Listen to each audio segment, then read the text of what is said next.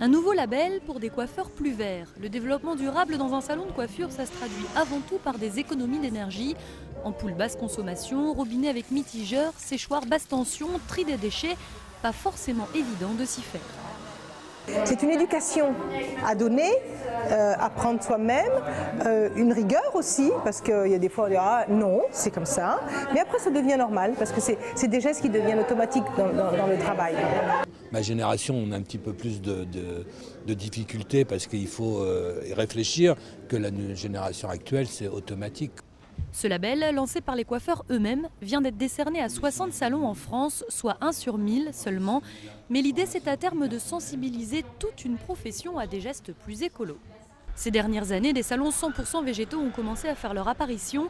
Dans le salon d'Asma, par exemple, pas question d'utiliser le moindre produit chimique. Au niveau de la coloration, on va partir sur du 100% végétal que en plantes. Ça veut dire qu'il n'y a pas de PPD, il n'y a pas de résorcine. Il n'y a pas d'ammoniac, il n'y a pas d'eau oxygénée, etc. Ça veut dire qu'on mélange les plantes avec de l'eau chaude. Pour une couleur qui tient, faire le pari du naturel n'est pas évident. Asma trouve toutes ses couleurs dans la nature, certifiées bio évidemment. Sur le doré, on a de l'acacia, de la camomille et du curcuma. Et pour la touche de cuivré, on a du henné. Et si la tendance s'installe, c'est que les clients sont demandeurs.